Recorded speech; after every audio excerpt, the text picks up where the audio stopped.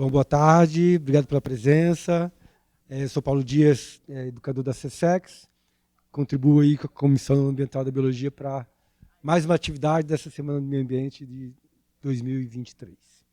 Hoje temos uma roda de conversa, né, sobre, embora não seja bem uma roda, mas sobre as causas e soluções da crise ambiental, exercício crítico das concepções dominantes. E convidamos nossos colegas, Beatriz Demar de Araújo e João Pedro Mesquita, para incentivar aí a conversa, né, o diálogo. Então, obrigado pela presença, pela participação de todos vocês e bom evento para todos. Eu já aviso que eu não vou poder ficar, então, se puder dar o suporte aí. Bom, gente, prazer para quem não me conhece. Eu sou o João. Como a Bea falou, né, eu estou hoje ainda no grupo de Ciência da Conservação, faço meu mestrado lá, bem com a área de Ciência da Conservação mesmo, trabalhando uma série de aspectos conceituais e teóricos que estão envolvidos nesse campo do conhecimento. Sou biólogo formado aqui no IB e hoje eu trabalho também como educador ambiental. Então, enfim, há algum tempo venho me envolvendo em algumas discussões que passam por esse tema de conversa aqui que a gente quis propor para hoje. E é isso, também tem uma passagem pelas ciências sociais, fiquei uns aninhos lá.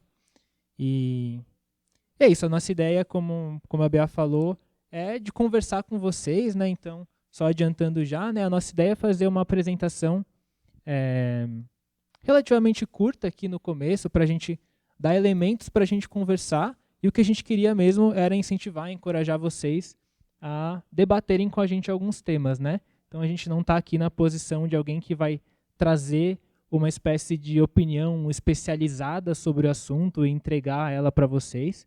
A gente está aqui para propor uma conversa que eu, pelo menos na minha época de graduação aqui, sentia que era sentia uma ausência muito grande de conversas envolvendo esse tipo de assunto.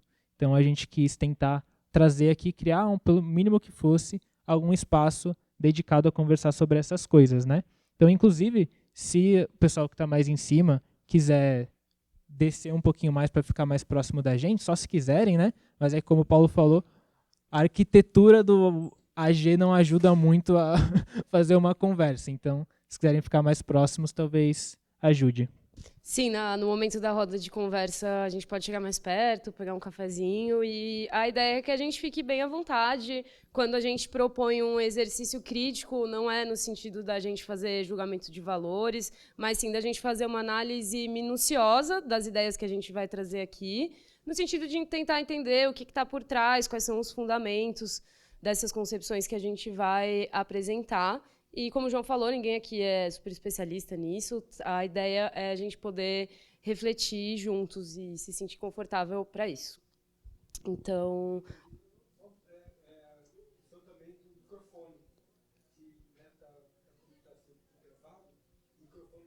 Sim.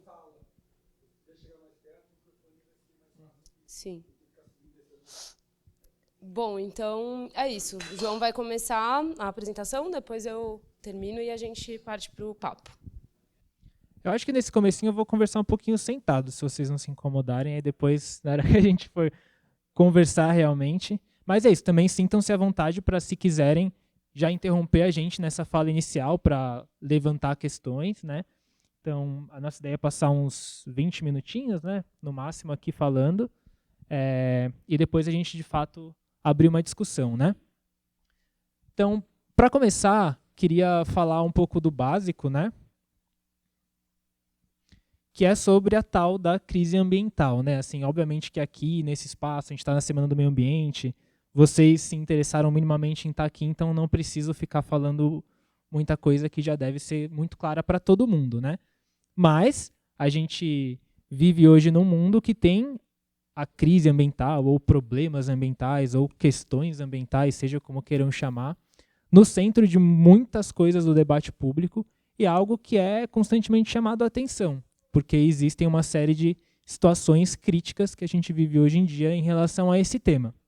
Então, é um assunto que surge com muita força, né?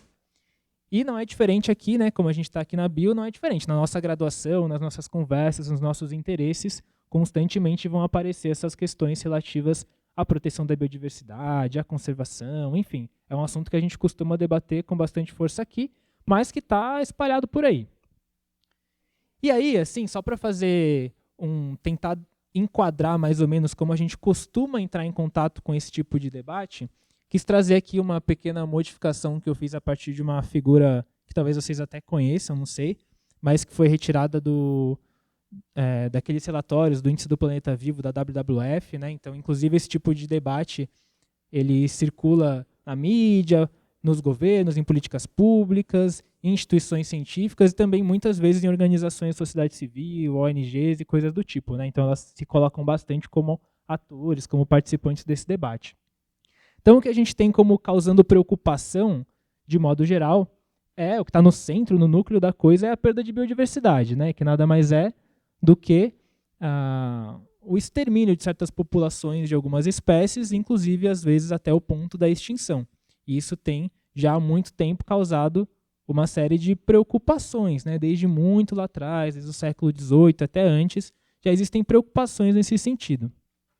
Existem uma série de justificativas ou de motivações do porquê que a gente tem que se preocupar com isso, né? Vai ter quem defenda que existe um direito de existência para esses seres, né? Outros seres vivos além dos seres humanos. Outras pessoas vão ter uma motivação um pouco mais instrumental, né? Então é muito comum, por exemplo, a gente ver essa perda de biodiversidade ligada diretamente à erosão de certos serviços ecossistêmicos que são fundamentais para a gente, né? Então aqui no caso a gente está falando, olha, a gente tem que tomar cuidado com esses problemas ambientais porque eles geram perda de biodiversidade e isso volta para nós na forma da perda desses serviços que são importantes para a gente sobreviver, né? Então aqui nesse caso a gente está dando uma razão mais instrumentalista do porquê que a gente tem que proteger a biodiversidade, mas independentemente disso, o fato é que isso aqui é um problema e a gente tem se preocupado com isso. E a gente também vê bastante essa questão do o que é que está por trás, né? Então, o que está causando essas perdas de biodiversidade? É comum na ciência da conservação a gente falar de vetores diretos e vetores indiretos de perda de biodiversidade, que são basicamente o que seriam as causas mais imediatas, né, do que está fazendo essas populações diminuírem, e atrás, ainda anteriores a ela, causas mediatas, né, uma coisa que está mais por trás disso aqui. Então, quando você vai pegar os relatórios do PBS, por exemplo, ele vai até quantificar quantas extinções são causadas por cada uma desses vetores, né? Quais são os principais vetores de perda de biodiversidade. Costumam ser, em geral, esses 5, às vezes aparecem 6, às vezes 7, mas circula em torno disso aqui. A gente tem como principais problemas a perda... Isso aqui.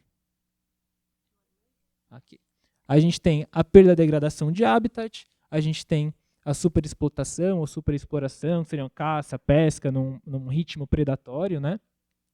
As invasões biológicas, poluição de modo geral, né? E as mudanças climáticas, como um fator que tem aparecido cada vez mais, né?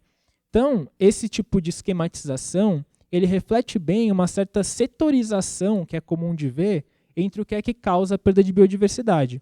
Então, o recado que é meio tirado disso aqui é, bom, a gente tem que agir para diminuir essas coisas aqui, né? Então eu tenho esses diferentes problemas que estão impactando a biodiversidade, a gente precisa dar um jeito neles. Isso meio que enquadra em caixinhas. E quando a gente fala a nível global, o que esse quadro aqui passa é, bom, o problema ganhou tanta escala, ele é tão grande, porque a gente foi somando essas pequenas coisas. Então é como se fossem vários problemas locais que impactam a biodiversidade, que se avolumaram a ponto de impactar o planeta. Aí, como eu estava comentando rapidamente, tem essa questão dos vetores indiretos, né? Então aqui seriam as atividades humanas que estão por trás disso. A agricultura, a caça e a pesca, a urbanização, a indústria, uso de água, uso de energia. Então a gente precisaria regular essas atividades para fazer diminuírem esses vetores e, por fim, melhorar essa história toda, né? Hoje a gente já tem uma maneira um pouco mais sistêmica de olhar para isso, né? Então, ao invés de olhar tem esse problema X, o problema Y, eles foram se somando e deu uma baita confusão e agora a gente está numa crise de biodiversidade. Existem outras maneiras de olhar para isso de maneira mais sistêmica. Esses gráficos aqui, eles são ilustrações de uma coisa que é chamada de grande aceleração, que talvez você já também tenha ouvido falar, que está representando uma série de aumento disruptivo, assim, um aumento muito abrupto, tanto em vários parâmetros socioeconômicos, que a partir dos anos 50, mais ou menos, né, essas linhazinhas de cada gráfico estão apontando esse período, crescem exponencialmente. Então tem uma série de... Ou seja, as modificações humanas no planeta, a partir dos anos 50, começam a explodir, e isso vai se refletir em vários parâmetros do sistema Terra. E aqui essa é uma coisa importante, né? Então a gente tem isso aqui já mostrando as modificações em si, como é que o planeta mudou em resposta a esse aumento intenso de atividade. Isso aqui é uma visão um pouquinho diferente, né, daquela, porque ela complementa aquela, na verdade, no sentido de que agora a gente não está mais somando impactos locais. A gente está olhando para como a humanidade como um todo, no conjunto das suas atividades, começou a mudar parâmetros do sistema Terra, né? Então, passa a ser uma certa emergência no sentido planetário, no sentido mesmo de o sistema Terra, os seus componentes, a sua dinâmica está sendo profundamente alterada por conta desse aumento imenso das atividades humanas. Isso se reflete naquela ideia de limites planetários, de que a gente está como um todo extrapolando uma série de limites do que seria seguro para a manutenção a longo prazo da dinâmica do planeta. Então, isso aqui são uma figurinha que também é famosa, né, que está mostrando cada um dos limites e tentando quantificar onde é que a gente está em relação a vários parâmetros importantes desse sistema Terra, né? Então, mudanças climáticas, essa coisa das novas entidades são produtos químicos que a gente despeja no ambiente, vai mudando. A gente tem a questão da integridade da biosfera, enfim. Tem uma série de coisas. Então, a gente está olhando para a Terra como um sistema e vendo como é que as atividades impactam. Esse gráfico aqui ele é de um outro trabalho dos mesmos autores, né? Que no caso são o Stephen, né? Will Stephen é um cara foi importante, né? Então tem várias publicações que tem ele como primeiro autor nesse sentido. E aqui é uma ilustração de uma equação um pouquinho complexa que tenta plotar numa espécie de gráfico qual o ponto que representa as condições a partir de muitos parâmetros do planeta. E o que a gente está vendo aqui é que existiam ciclos de mais ou menos 100 mil anos em que as condições do planeta variavam ciclicamente mais ou menos em torno disso aqui, né? Então, esse balanço aqui está demonstrando como o planeta, de modo geral, seus vários componentes, sua dinâmica, se comportou ao longo de milhões de anos, em ciclos de 100 mil anos. Ele seguia mais ou menos isso aqui. De repente, com as atividades humanas, em 1950 o planetinha estava aqui, em 2016 ele já estava aqui, e a tendência é de vir para cá e cair num novo estado que a gente não sabe muito bem qual é. Então isso aqui ele está mostrando como que a gente, né, e aí tem muito disso também é ilustrado pela ideia de antropoceno, que também é cada vez mais dita, de que a gente se tornou uma força geológica que mudou os rumos do que é a dinâmica do sistema Terra. Enfim, isso ilustra um pouco, isso aqui é só para iniciar dizendo temos um problema, né, que precisa ser resolvido. Ele pode ser enquadrado de diferentes formas, como soma de problemas locais ou como uma coisa mais disruptiva, mais sistêmica.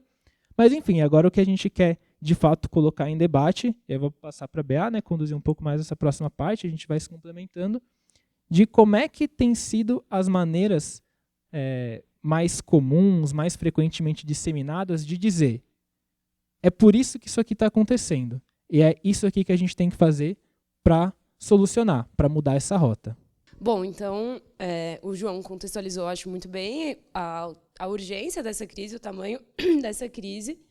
Apontou algumas causas, mas aqui a gente está interessado em entender concepções dessas causas e as soluções atreladas a essas causas mais profundas, né? Então, o que estaria por trás dessa superexploração? O que estaria por trás do uso exacerbado de combustíveis fósseis? E a ideia nossa foi trazer algumas concepções que a gente identificou quando a gente está falando de dominante. São ideias que a gente vê circulando na mídia, a gente vê circulando no meio ambiental, discurso que está presente em relatórios governamentais, relatórios de ONGs muito grandes, como WWF, Greenpeace, de concepções que estão pautando o discurso ambiental atualmente. A nossa ideia não foi esgotar essas concepções, inclusive a gente até gostaria de saber se vocês conhecem outras, têm outras. E também vocês vão ver que essas concepções a gente quis separar em 4 categorias, mas elas se misturam, se sobrepõem, e tem várias coisas que decorrem delas. Então, deixa eu tirar essa cadeira. Pensando nisso, né, em quais seriam essas concepções dominantes, a gente pensou em 4 grandes categorias. Então, uma causa apontada do problema... Opa, calma aí. Como é que aponta, amigo? Tem um gatilhozinho aqui atrás. Ah, tá. Obrigada. Desculpa, gente.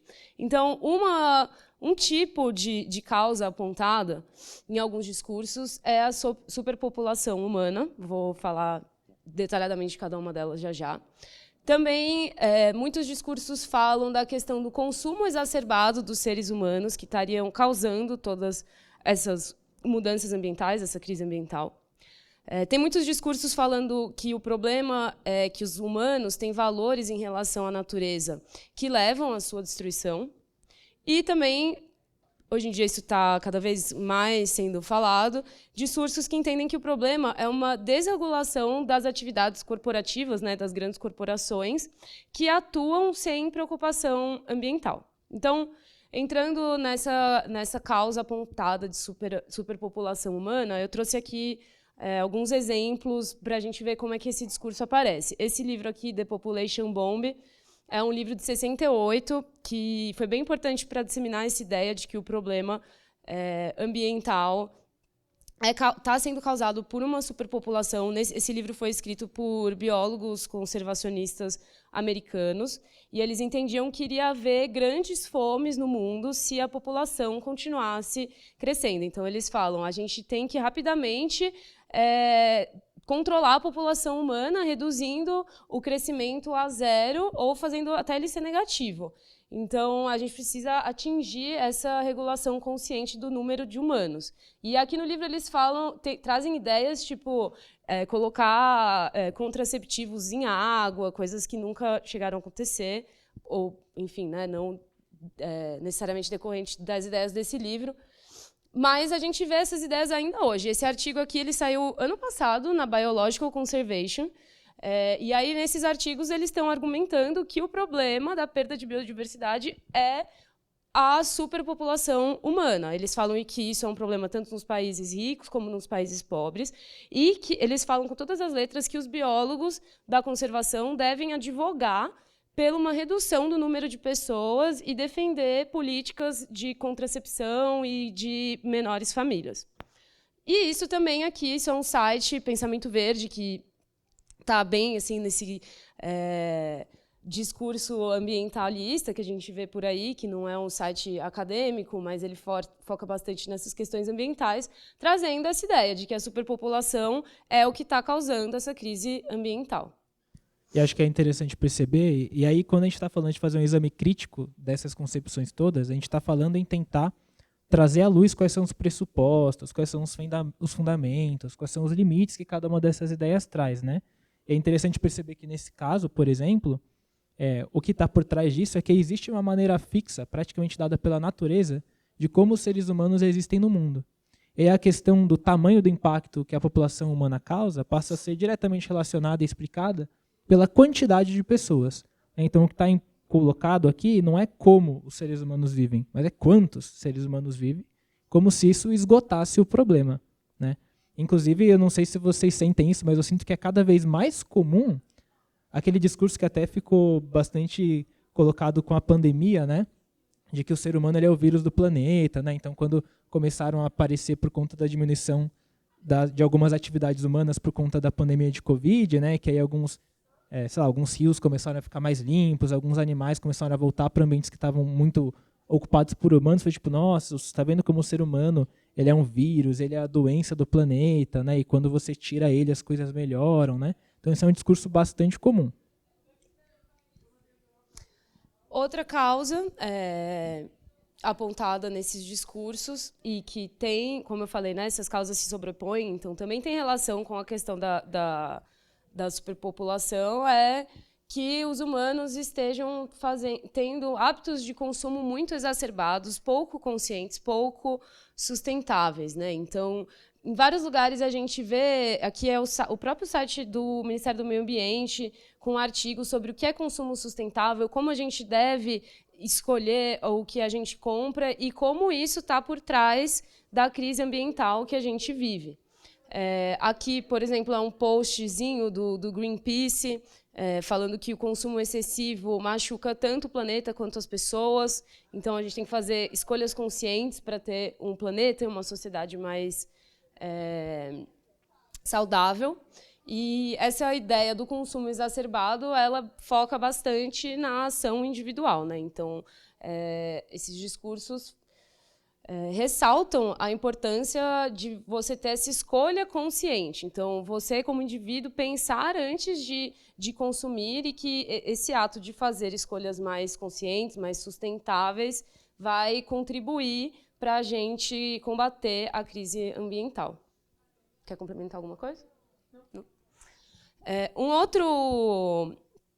outra causa que a gente identificou é os valores humanos que estariam levando uma relação de destruição da natureza, não uma relação harmônica, né? E aí, quanto a isso, a gente tem muita coisa. É um discurso que está muito presente atualmente. Então, aqui eu trouxe uma citação do Gus Spett, que é um advogado ambiental, que ele trabalhou já na ONU, em gabinete de presidentes dos Estados Unidos, como Bill Clinton, estabelecendo políticas ambientais, e depois ele saiu da ONU, do gabinete da presidência. Hoje em dia ele trabalha em Yale, e aí ele começou a trazer ideias, na verdade, do que ele entendia que estava por trás. Ele fala várias coisas, mas aqui eu trouxe uma frase para ilustrar essa questão dos valores. Então, ele fala, eu pensava que os top problemas ambientais eram a perda de biodiversidade, o colapso, a mudança climática. E eu achei que 30 anos de boa ciência poderia lidar com esses problemas, mas eu estava errado, porque, na verdade, o principal problema ambiental é o egoísmo, a ganância, a apatia em relação à natureza, e que a gente precisa de uma mudança cultural e espiritual. E aqui essa matéria fala exatamente o mesmo. Então, fala que os humanos não podem olhar para a natureza só como algo que traz lucro. E a gente precisa trabalhar a nossa relação espiritual, cultural e emocional com os benefícios que a natureza traz, porque o que está causando essa crise toda são valores de que a natureza é inferior ao ser humano, então a gente tem que domar ela, destruir ela, ou que o humano ele não precisa da natureza, então essa relação de apatia, isso estaria por trás dessa destruição ambiental, né? Essa ideia também naquele livro do antropocentrismo, que é a ideia que o ser humano está no centro. Então, essa ideia de ser humano no centro é o que culminou em todas esses problemas ambientais que a gente está vivendo. Inclusive, essa é um tipo de ideia que não só ainda é muito comum nisso que a gente chama de ambientalismo, né? Nas pessoas que estão se colocando em movimento por conta das preocupações ambientais, como também está muito firme na raiz desses movimentos ambientalistas, né? Então, lá atrás, o precursor do ambientalismo foi, na verdade, algumas tendências românticas, né? Que eram basicamente uma reação à modernidade. Então, começou a aparecer no mundo um modo de vida industrial, urbano, com certas práticas, certos hábitos, e esses primeiros ambientalistas românticos, eles estavam recusando isso. Eu não quero isso aqui, eu quero viver na natureza, eu quero viver em harmonia com a natureza, condenando o modo de vida moderno por enxergar a natureza como algo a ser conquistado, algo a ser convertido em recurso, né? Então, essa ideia de a maneira como a gente entende a natureza, ou como recurso, ou como um parceiro, ou, enfim, da maneira como for, é o que está provocando o problema. Então, a gente precisa rever o modo como a gente percebe e entende a natureza, para voltar a viver em harmonia com ela. Então, passa a ser uma mudança no campo das ideias, dos valores, que estaria como o problema central, né? O problema por trás dos problemas ambientais. Finalmente, a última causa que a gente trouxe é essa ideia de que existe uma desregulação nas atividades das corporações, que agem focando só no lucro e sem uma preocupação ambiental. Então, isso talvez seja o que vocês mais vejam por aí, pelo menos eu tenho bastante contato com isso.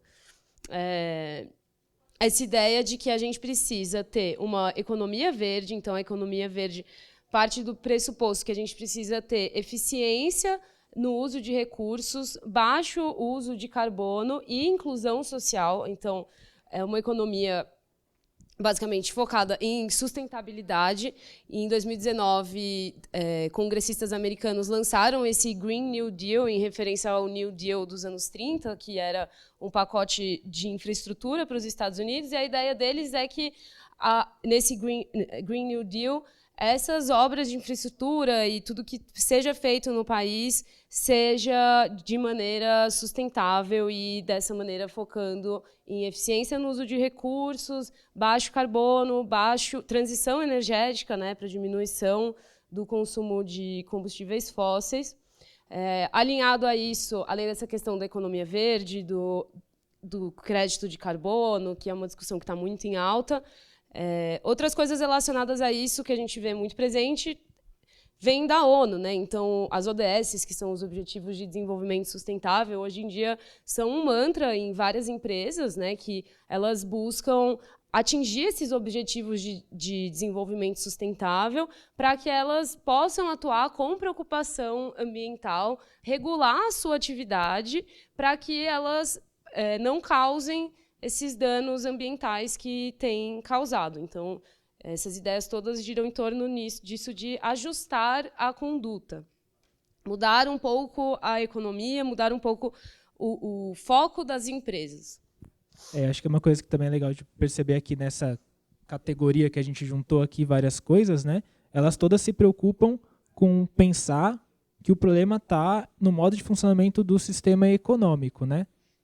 Mais dentro de como se vê o problema dentro do sistema econômico e as soluções correspondentes varia muito. Então, aqui, dentro disso aqui, a gente tem desde um Green New Deal, que é uma ideia de aumentar, né, bastante a regulação e a intervenção estatal nos mercados para fazer eles funcionarem de maneira ambientalmente responsável, por um lado, desde uma coisa completamente diferente dessa, que é, na verdade, tentar deixar os mercados funcionarem mais livremente, né, bastando apenas você implementar certos mecanismos de mercado e deixar que o mercado resolve sozinho o problema. Então, tem desde uma visão mais neoliberal, quanto uma visão mais intervencionista, mas todas elas tentando incidir de alguma maneira na maneira como funcionam as regras do jogo no mercado. E, bom, finalmente, então, para cada uma dessas causas que a gente apontou, elas implicam em soluções. Então, para a questão da superpopulação humana, é uma causa que aponta um problema demográfico. Então, a solução seria o controle populacional. Para a questão do consumo exacerbado, a gente estaria falando de um problema cultural, da cultura do consumo que está desenfreada. Então, a solução seria uma mudança, né, cultural, no sentido de fazer um consumo consciente e moderar hábitos individualmente. Para a questão dos valores humanos em relação à natureza que levam à sua destruição, esse seria um problema de natureza ética. Então, para isso, seria necessário a disseminação de uma nova moral ou de novos valores humanos em relação à natureza. E, para a questão da desregulação das atividades corporativas, esse seria um problema de natureza econômica e política, e a solução atrelada seria uma regulação estatal ou mecanismos de mercado, como o João falou. Então, aqui, basicamente, seria o nosso catadão de causas que a gente identificou e quais seriam as soluções atreladas a elas para a gente conseguir superar essa crise ambiental. E claro que, assim, na prática de como os debates sobre esses temas acontecem, esses elementos aqui se misturam, né? Então, a gente está separando eles aqui para tentar dar um norte para a nossa conversa, mas é óbvio que isso aqui se sobrepõe de diversas maneiras. O que existe na prática, no discurso das pessoas, são diferentes narrativas sobre o problema. E uma narrativa, ela traz meio que uma história causal, né? Então, a gente tem esse problema, esses aqui são os atores envolvidos, esses são os heróis, esses são os vilões, essas são as ações que a gente tem que tomar para contornar isso, né? Então, é uma ideia de quais são as causas e efeitos que estão envolvidos no problema. E para contar essa história, para criar essa narrativa, vão ser usados elementos que podem estar misturados aqui, né, nessa nossa separação. Isso. E aí a gente acha que é muito importante pensar nisso, porque o modo como a gente compreende a causa de um problema, no caso do problema ambiental, determina a nossa capacidade de encontrar soluções reais para esse problema. Então, agora a gente queria fazer esse momento de conversa e ouvir de vocês o que vocês acham sobre tudo isso. Então, a gente colocou algumas perguntas aí, mas fiquem à vontade para falar o que quiser. Por exemplo, talvez para a gente começar, se alguém quiser compartilhar com a gente, se vocês já viram discursos ligados a alguma dessas visões que a gente mostrou, se sim, em qual contexto, ou se já viram outras além dessas e quais. E para depois a gente começar a explorar quais seriam os limites dessas concepções, quais são os pressupostos de cada uma delas, se elas se sustentam, né? Tipo, vocês ficaram convencidos com essas coisas que a gente trouxe ou não. E é isso. Então, se vocês quiserem chegar, sei lá, mais perto aqui, a gente fica meio que aqui, para não ficar na frente. O que você acha, amigo? Sim, vou para aí. E a ideia é como a gente falou, a ideia é uma conversa genuína, tá? A gente queria realmente propor essa conversa porque a gente acha que é um tema importante. E é isso, simplesmente colocar em debate, sabe? Então, a gente pensou nessas perguntas porque algumas são mais para a gente aquecer, assim, no sentido de, vocês acham que isso que a gente apresentou acontece mesmo, não acontece? Vocês acham que ficou alguma coisa importante de fora? Vocês já viram, vocês identificaram, né, enquanto a gente falava, essas coisas acontecendo nos debates que vocês acompanham, para acho que a gente poder também já depois opinar mais, né? Colocar em jogo o que vocês pensam de fato sobre essas narrativas todas. Então fiquem à vontade. Acho que dá para deixar um microfone. Legal. E aí, quem quer começar? Quebrar o gelo.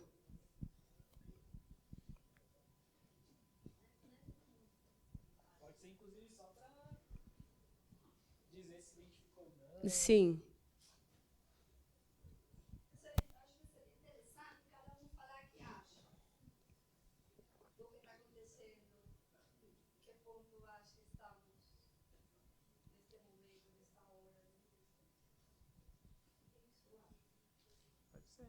Quer começar, então?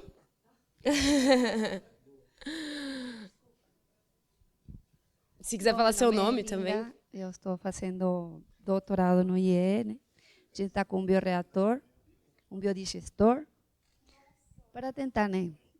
Capacidade de 20 toneladas, são todos convidados para ir lá, né? Ajudar a diminuir os gases de efeito invernadeiro, estufa, né?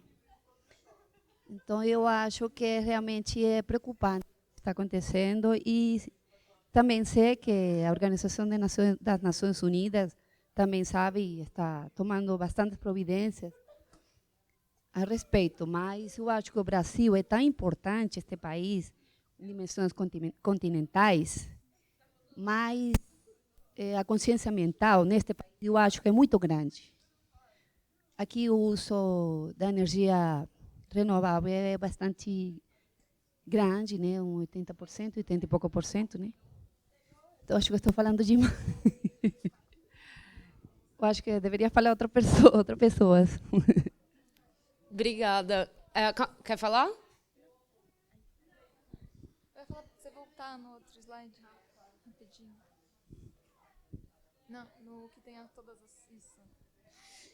Então, uma coisa que eu sempre fico pensando sobre... Eu achei muito legal que vocês separaram para a gente poder organizar, né, um pouco essa bagunça. Mas eu fico pensando que as soluções... Tem soluções que poderiam ser mais autoritárias, tipo controle populacional, regulação estatal, essas coisas assim, mas não consigo ver isso como uma solução. Acho que essas soluções autoritárias não seriam viáveis porque iam infringir nos direitos das pessoas, nas vontades. Então, eu acho que os únicos caminhos possíveis seriam essas que envolvem a mudança de valores mesmo, assim, porque tem que ser algo que a população vê como essencial para a manutenção da vida, assim, porque poderia acontecer um regime autoritário verde que tentasse fazer essas coisas, mas acho que isso não teria sucesso, isso seria terrível, na verdade, de qualquer forma. Não sei. Assim, uma coisa que eu acho que assim, esse debate da maneira que vocês colocam, né? Que é o debate dominante, assim, realmente, né? Tá no título. E eu acho que a coisa assim, fundamental para mim que falta nesse debate para aprofundar ele é o agente, né? Tipo, o que é essa... Tá, tem esse problema, esse dado problema aí, né? Quem é que vai resolver esse problema? Que concepção de resolução desse problema que a gente vai fazer, assim? Sei lá, tipo, tem aquela coisa. A gente, sei lá, se tu mora numa república, as 3 pessoas, tá vazando água, os 4 vão resolver juntos, sei lá, né? Mas não é assim que o planeta, que a sociedade funciona, né? Então a gente tem que complexificar essa coisa, assim. E daí, às vezes, da maneira que é discutido, assim, dessa concepção dominante, todas essas 4 maneiras, na realidade, eu entendi do processo, da maneira que vocês colocaram, eu achei bem legal, que tem perda de habitat, aquelas soluções fragmentadas, daí juntam que aquilo ali é juntado na atividade humana geral, econômica, social, e depois tem isso aí, são as 4 explicações de por que a atividade humana, econômica, geral, social, né, faz isso. Então esse seria o problema. Putz, me perdi agora, peraí.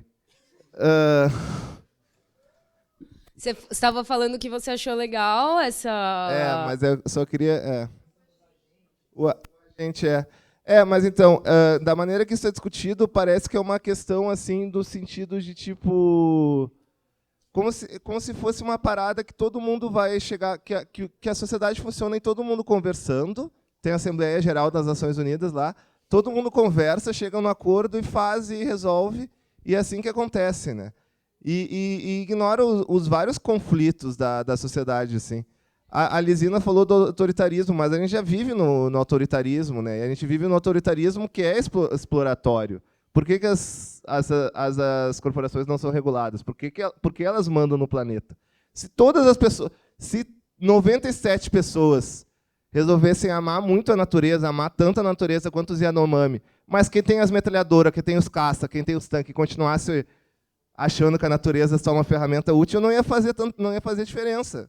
Então eu acho que essa questão do que falta no debate ambiental corrente é uma questão que falta, que é fruto do um fruto do que é do liberalismo clássico, do iluminismo, que é essa concepção da sociedade como um monte de homens livres, iguais, né, generalizados, que discutem as paradas num termo de ideias, de ideologias, assim, como se fosse discutir, sei lá, vocês discutiram aí a apresentação e discutiram a cor daquele quadrado, como se todo debate fosse que nem discutir um elemento estético, não fosse um debate político com motivos que envolvem a economia, a maneira que as pessoas reproduzem a própria vida. Eu acho que isso falta eu acho que isso que falta. Tá, vai fazer o quê?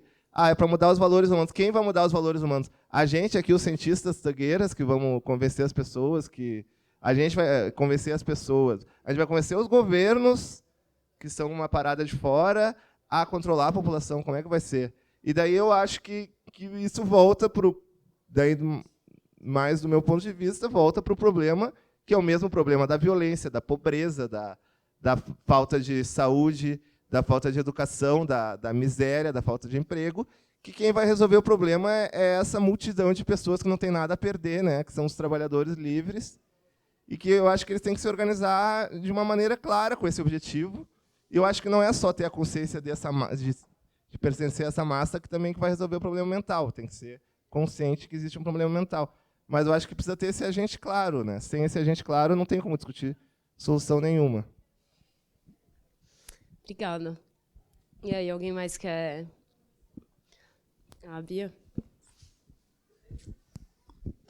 Eu acho que conversa um pouco com isso que o Moraes falou, né? Que quando a gente coloca que um dos problemas são os valores humanos em relação à natureza, a gente tem que entender de que humanos que a gente está falando, né? Porque muitos autores, inclusive, eles se contrapõem ao termo antropoceno e defendem o termo capitaloceno, porque não são valores humanos, necessariamente, que estão estão destruindo a natureza, mas são valores que estão ligados a uma lógica exploratória, que são valores ocidentais, impostos a muitas sociedades, e tudo aquilo que é diferente a gente está suprimindo, né? Então, eu acho muito sintomático, por exemplo, que a gente tenha agora passando aí as MPs todas do meio ambiente e do marco temporal,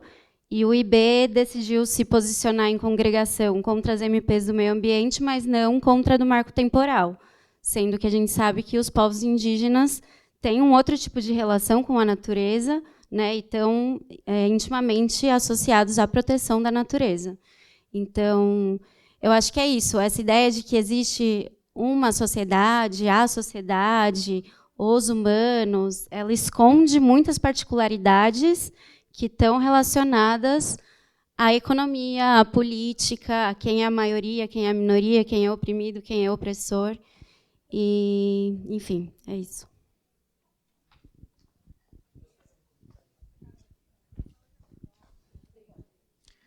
Eu acho que tanto enfim, vocês dois estão trazendo uma coisa que é importante, que diz respeito a justamente fazer o exame crítico dessas ideias, que é tentar pensar quais são as condições de realização objetivas daquelas soluções que estão sendo propostas, né?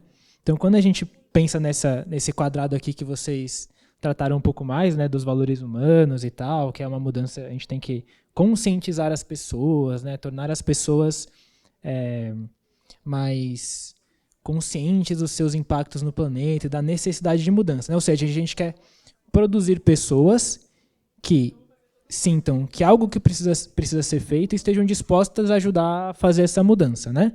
Então a gente vai mudar ali, o ponto focal é o indivíduo, a gente vai reconformar a maneira como ele entende o problema, os valores que ele tem e tudo mais. Ou seja, a ideia que está aqui é que disseminar novas ideias é suficiente, é uma condição plena para que elas, de fato, mudem a situação concreta das coisas. Eu acho que, no meu entendimento, as falas de vocês questionam um pouco isso, né? Cada um à sua maneira, assim, né? Será que, de fato, existem condições objetivas para colocar essa mudança, mesmo que 90% das pessoas quisessem que essa mudança acontecesse? Elas conseguiriam fazer essa mudança acontecer? Não conseguiriam? Por que não? Né? Então, acho que essa é, de fato, uma coisa muito importante que a gente tem que se perguntar, sabe? Porque se não tiver condição, então a gente precisa criar elas, né? E não supor que elas já existem. O que foi discutido até agora, eu acho que converge um pouco com o que eu penso, de certa forma, com o que ele falou e o que ela falou, um pouco. Mas eu acho que até agora, tipo, todo mundo passou por pontos meio que distantes por volta do problema real, assim. Muita gente falou sobre o sistema econômico em si, mas eu acho que o nome é importante, tipo, da gente falar que realmente o capitalismo que está ferrando com as coisas todas, e sabendo disso, também é importante a gente diferenciar o que realmente é aplicável dentro dessas questões que a gente coloca como solução, porque realmente, tipo, se você parar para pensar em algumas delas e refletir sobre isso, eu acho que é realmente aplicável em certo ponto, porque, por exemplo, valores que a gente coloca na natureza em relação a, por exemplo, sentir que animais são inferiores aos seres humanos, é uma visão muito antropocêntrica de como a gente se enxerga na natureza e etc. Então, tipo, trabalhar com essas questões são necessárias. Mas jogar como se o problema do uso de recursos naturais e o problema climático fosse uma questão de quase que religiosa, tipo, como se fosse além do que a gente pode realmente tocar e fazer na prática, é algo muito problemático. O consumo exacerbado, por exemplo, é uma questão tipo, que envolve muito sistema e também é importante, porque se uma pessoa comprar algo sem consciência, tipo, simplesmente pelo prazer e pelo ganho de recursos, né, é uma coisa que o sistema também influencia muito no nosso pensamento, e ele está incentivando isso o tempo todo. Então, são questões válidas até certo ponto, mas uma questão que ele também falou sobre agentes, eu acho que colocar um agente em específico em relação a um problema tão grande, eu acho que é algo inviável, até porque isso envolve todas as pessoas que convivem, tipo, todas as sociedades e etc. Então, acho que seria algo mais que seria trabalhado em conjunto, tipo, diferente do que o capitalismo coloca e diferente desses conceitos neoliberais que são colocados como para a gente pensar individualmente, então você tem que trabalhar e você tem que acumular recursos para que você consiga uma vida plena, e pensar no outro é uma coisa que não cabe dentro dessa caixa. Então, são conceitos que são passados para a gente o tempo todo e tipo, são dado destaque para isso a partir das mídias, que você tem que simplesmente seguir o que você... seguir o ideal do capital e tipo, conseguir essas riquezas. E é uma coisa sistêmica, até meritocrática, né, que falam, então trabalhe, que você algum dia vai conseguir chegar tipo, até onde os bilionários estão agora, tipo, sei lá, o Elon Musk, que é muito referenciado como alguém de poder, e aí as pessoas querem muito chegar até onde ele chegou, mas tipo, sendo que isso é inviável. O sistema faz com que a gente acredite que isso é possível, mas a ascensão social é praticamente inviável, pouquíssimas pessoas conseguem, e a maioria delas é por vias assim não tão corretas, e etc. Então, eu acho que o ponto principal de tudo isso é a consciência política. Eu acho que tipo, a gente, como biólogo e, sei lá, pertencentes à universidade, que tipo, traz essas questões, a gente tem um papel muito importante nessa questão, para justamente levar essa consciência, essa criticidade para a população, uma vez que é muito difícil, quando você está trabalhando o tempo todo e correndo para cuidar dos filhos, etc. Tipo, sei lá, você parar para pensar realmente no que envolve a sociedade, e você está tentando sobreviver com o tempo que você tem. Então é muito difícil pensar nessas coisas. Eu mesmo me vejo nessa questão, tipo, o que eu posso fazer como agente político, porque eu sou tão pequeno e o sistema é muito grande, então tipo, não tem como agir individualmente. E aí eu também estou tentando viver a minha vida, então é muita coisa para se pensar ao mesmo tempo. Mas eu acho que trabalhar esse ponto de cooperatividade, de consciência política, de criticidade para tipo, ir além e combater o sistema e tipo, enxergar soluções que vão além dele é o mais importante e que, sei lá, é essencial para a gente construir uma outra sociedade ou algo que vá além do que pregam e do que a gente idealiza e do que foi construído para a gente durante todos esses anos como sociedade. Muito obrigada. Como você chama? Aleph.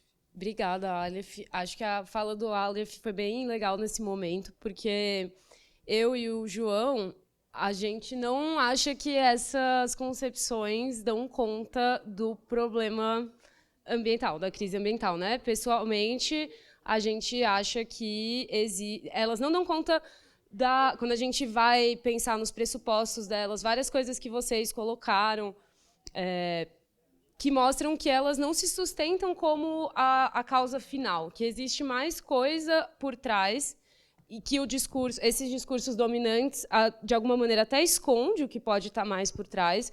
E eu acho que o Aleph, na nossa concepção, né, trouxe o que está por trás, que é o próprio sistema de produção hegemônico que a gente tem no mundo atualmente, que é o capitalismo.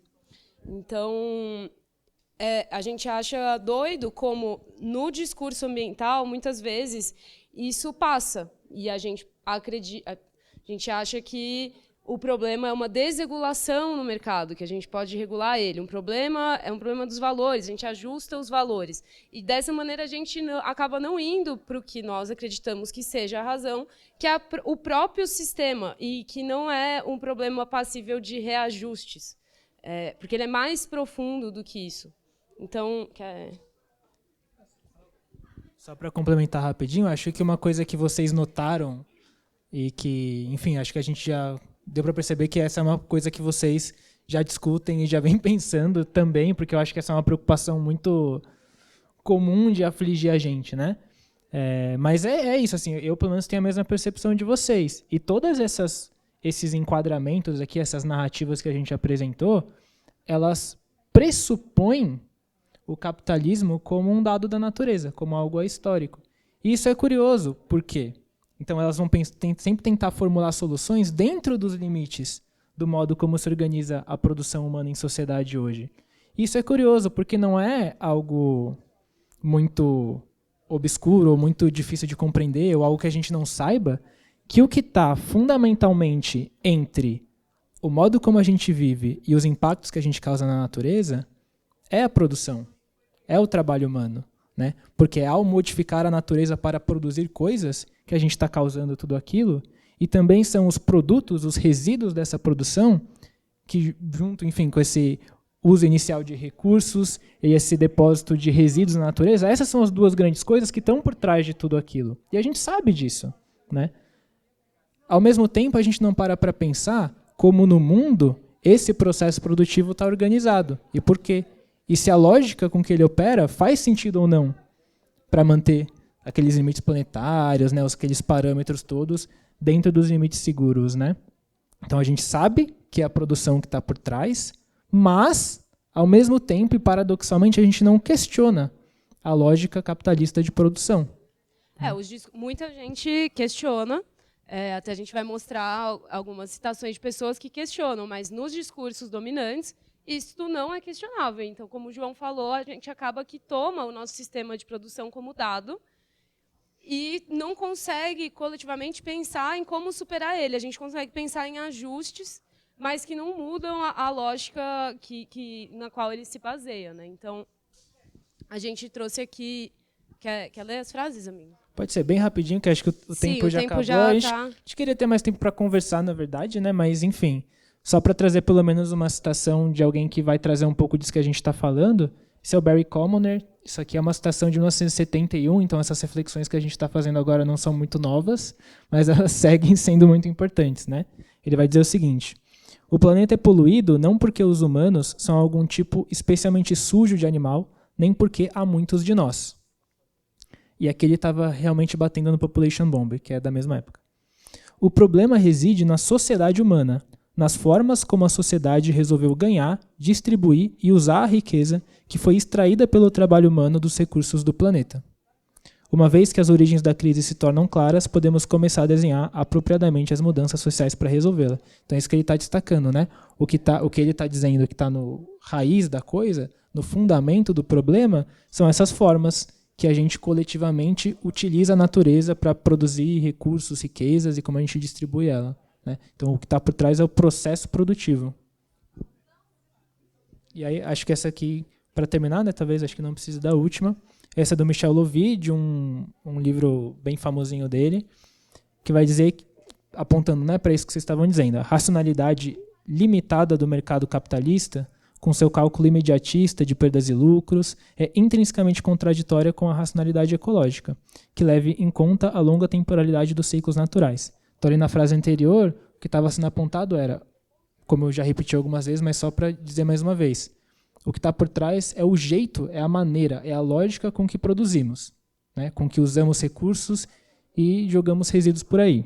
E aqui ele está dizendo que a forma dominante de fazer isso, que é a forma capitalista, ela é contraditória, necessariamente contraditória, com o que seria uma racionalidade ecológica. Então, não se trata de opor os maus capitalistas ecocidas aos bons capitalistas verdes. É o próprio sistema, fundado na impiedosa competição, nas exigências de rentabilidade, na corrida atrás do lucro, que é o destruidor dos equilíbrios naturais. É preciso substituir a micro-racionalidade do lucro por uma macro-racionalidade social e ecológica, o que exige uma verdadeira mudança civilizatória. Isso também conversa com o que a gente estava discutindo antes, né? Porque aquela mudança no plano dos valores, da consciência, ela não encontra condições objetivas de realização se o mundo funciona desse jeito. E não somos nós que decidimos individualmente se o mundo funciona desse jeito ou de outro, né? A gente está submetido a essas estruturas econômicas. Então, para possibilitar que esses nossos valores se concretizem, seria necessário um tipo de estrutura que aceitasse essas mudanças, mas infelizmente não é o caso, pelo menos na nossa opinião. Bom, gente, infelizmente o tempo acabou. Mas fica aí o convite para a gente pensar, né? A gente que é biólogo, trabalha com o meio ambiente, para a gente estar sempre com um olhar desconfiado do que a gente vê por aí, o que a gente vê na mídia, o que a gente vê no próprio discurso ambiental, no próprio discurso dos nossos professores, dos nossos chefes, dos lugares que a gente estuda, trabalha. E sempre com aquela pulguinha atrás da orelha, tipo, será que essa solução que está tão linda me sendo apresentada aqui para esse problema ambiental, será que ela vai realmente na raiz do problema? A qual causa essa solução que está me sendo apresentada se refere?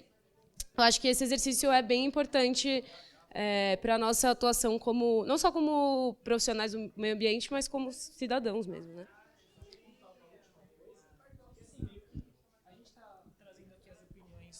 que vão dizer que o que está na raiz do problema é o capitalismo, mas independentemente de ser ou não ele, é importante ir até a raiz, porque senão o problema não vai se resolver, e é urgente que ele se resolva. Né? Então tem autores, tem concepções que vão defender que não é isso aqui, que na verdade é algo que está ainda por trás do capitalismo, que é o produtivismo, que é o extrativismo, enfim, né? Isso, patriarcado.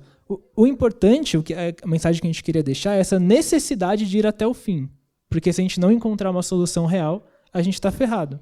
Né? Então meio que o que a gente queria deixar como mensagem é meio isso, assim, né? A gente está trazendo aqui uma ideia do que pode ser essa raiz. Mas, de qualquer jeito, o importante é o exercício de procurar ela.